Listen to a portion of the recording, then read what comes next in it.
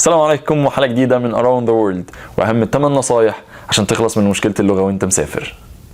صحيح الإنجليزي هو أكتر لغة منتشرة للناس اللي بتسافر، وإن انت يبقى معاك إنجليش كويس ده حاجة كويسة، بس في ناس بتلغي سفرياتها أو بيبقى عندها خوف من السفر لمجرد إن اللي هي الإنجليزي بتاعها مش كويس. وخليني أقولك على حاجة، معظم الدول اللي انت هتسافرها مش شرط تكون اللغة الأساسية بتاعتها إنجليزي، وفي دول كتير جدا هتسافرها انت الانجليزي بتاعك اصلا اللي انت شاكك فيه ده هيبقى احسن من الانجليزي بتاعهم بمراحل، زي دول شرق اسيا مثلا. الانجليزي اللي انت بتفك الخط بيه ده او حاسس ان هو مش كويس قوي هيبقى احسن بكتير جدا من الدول دي. فساعتها انا بقى اللي هنصحك نصيحة: اتكلم بالراحة، ما تتكلمش بسرعة، اختار كلام واضح وما تتنرفزش، طول بالك شوية. لو انت في دولة اللغة الأساسية بتاعتها مش إنجليزي وعايز تسأل على حاجة في الشارع، فالأحسن ان انت تسأل الشباب اللي في السن الصغير أحسن ما تسأل حد كبير، لأن فرصة ان يكون الشاب بيتكلم إنجليزي أعلى بكتير جدا من لو فرصة ان واحد كبير يكون بيتكلم إنجليش، وده بسبب وجود الإنترنت والفيسبوك والسوشيال ميديا والحاجات دي كلها خلت الشباب اللي في الجيل الصغير بيتكلم إنجليزي أحسن. الحل السحري لأي حاجة فيها أرقام هو الكالكوليتر.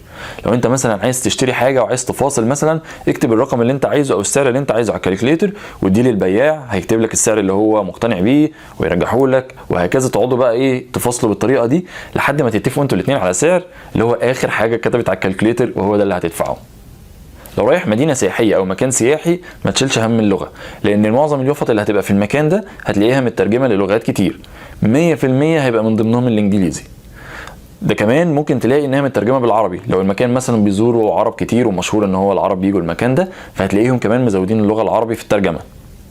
ده غير وجود الاماكن السياحيه دي بيخلي فيه مكاتب سياحيه تبع الدوله، الناس دول بيتكلموا انجليزي وبيتكلموا اكتر من لغه، تقدر تسالهم على اي حاجه انت عايزها. حاجه تانية مهمه جدا، لو انت بتدور على اي اماكن عايز تزورها فخلي معاك الخريطه يا ريت يبقى عليها صوره المكان وعليها اسمه باللغتين، لغه انت تفهمها ولغه اهل البلد. طيب اجيب الخريطه دي منين؟ الخريطه دي هتلاقيها في الهوستل اللي انت قاعد فيه، هتلاقيها في المطارات، هتلاقيها في محطات الاتوبيس والقطر الكبيره، هتلاقيها في مكاتب السياحه اللي احنا كنا لسه بنتكلم عليها من شويه. المهم ان انت تتاكد ان عليها لغه اهل البلد. لو مش عليها لغه اهل البلد وبس مكتوب عليها شكل المكان والانجليزي، فيا ريت يا ريت يا ريت تخلي اللي هيديك الخريطه يكتب لك على الاماكن اللي انت عايز تزورها بلغه اهل البلد. ونيجي لاحلى نصيحه تحل مشكله اللغه، وهي ان انت تستخدم لغه الجسد او البادي لانجوج. دي لغه عالميه كل العالم بيفهمها، يعني لو عملت كده معناها يمين، لو عملت كده معناها طوالي، لو شاورت على الساعه وعملت كده مثلا يبقى بتسال الساعه كام او امتى.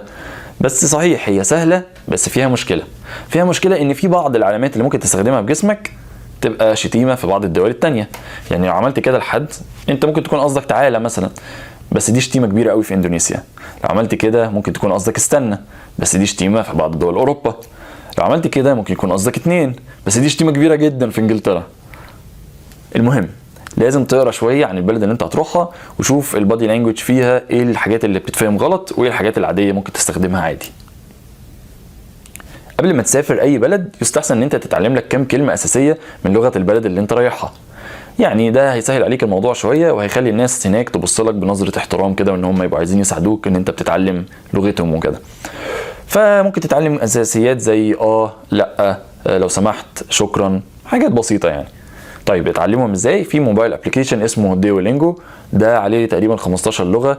الميزه فيه ان هو بيعمل لك زي كورس كده على حسب انت عايز تتعلم مثلا 5 دقايق ولا 10 دقايق لحد 20 دقيقه في اليوم، وهو بيعمل لك الكورس بسيط بحيث ان انت تتعلم الكلمات الاساسيه دي قبل ما تسافر. موجود على اندرويد وموجود على اي او اس ببلاش، دي حاجه حلوه. تاني حاجه هو ويب سايت اسمه فودرز ترافل، هتلاقي بقى ده الميزه بتاعته ان فيه 8 لغات ومقسم لك بقى كل لغه لاساسياتها. دي مثلا شكرا ولا والحاجات الكلمات الاساسيه دي تستخدمها في المطاعم، دي تستخدمها وانت بتشتري، بتستخدمها في المواصلات، فهو مقسم لك كده كاتيجوريز. فالاتنين دول لو استخدمتهم هيسهلوا عليك الموضوع جدا وانت مسافر. هتلاقوا الويب سايت هنا وهتلاقوا اللينك بتاعه برضو في الديسكريبشن بتاع الفيديو تحت، هو والابليكيشن.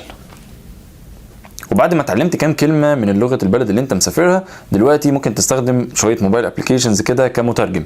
واشهر الموبايل ابليكيشنز دي هو جوجل ترانسليت. جوجل ترانسليت ببلاش، تقدر تنزله على اندرويد او اي او اس، وفي تقريبا 90 لغه. تقدر تترجم كتابه، تقدر تترجم صوره بكاميرتك تصورها وهو هيترجم لك الصوره دي باللغه اللي انت عايزها. تقدر كمان تسجل اللغة اللي انت هتستخدمها دي على موبايلك، هتعمل لها سيف يعني على موبايلك، فتقدر تترجم اوفلاين وانت من غير انترنت. فحتى وانت مسافر لو معكش انترنت تقدر تستخدم برضو جوجل ترانسليت. واحلى ميزة فيه بقى هو الساوند ريكوجنيشن او الترانسليشن بالصوت. هنجرب كده تجربة دلوقتي من عربي لصيني مثلا ونشوف ايه اللي هيحصل. اريد ان اذهب الى اقرب مطعم. هيتكلم دلوقتي. 我想去最近的餐馆。 تمام. زي ما انتوا شفتوا لازم اتكلم فصحى، فمش هينفع العربي العام بتاع المصريين ده، فلازم تبقى فصحى. مشكلة جوجل ترانسليت التانية، اي حد اتعامل مع جوجل ترانسليت على النت عارف ان هو بيترجم حرفيا نوعا ما، يعني بيحاول يحسنوا النقطة دي بس في شوية مشاكل بسيطة كده. ونيجي لموبايل ابلكيشن تاني اسمه اي ترانسليت او اي ترانسليت فويس، وده برضو موجود على اي او اس وموجود على اندرويد.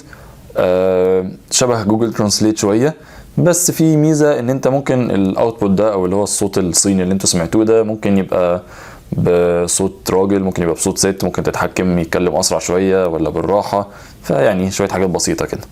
ونيجي لواحد من اشهر الابس في موضوع الترجمة ده في السفر وهو تريبلينجو.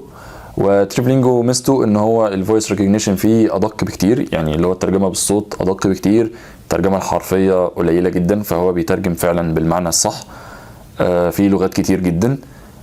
وحاجة كمان هو ان هو يقدر يفرق ما بين الفورمال والكلام العام، يعني انت ممكن بعد ما تقول الجملة اللي انت عايزها تقول له ان انت دي هتقولها لحد كبير فيترجمها لك فورمال، او تقول له مثلا انت هتقولها لشاب صغير او حاجة فيترجمها لك بلغة شبابية يعني. فدي ميزة كويسة جدا في تريبلينجو برضو.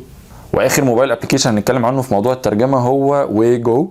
ويجو مشهور جدا في موضوع اللي هو بقى البيكتشر ريكوجنيشن، او اللي هو ان انت تصور حاجة مكتوبة بلغة معينة وتبان لك على شاشة الموبايل مترجمة.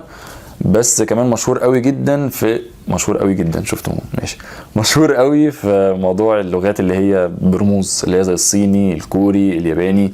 الريكوجنيشن بتاع الرموز دي احسن كتير من بقية الابس.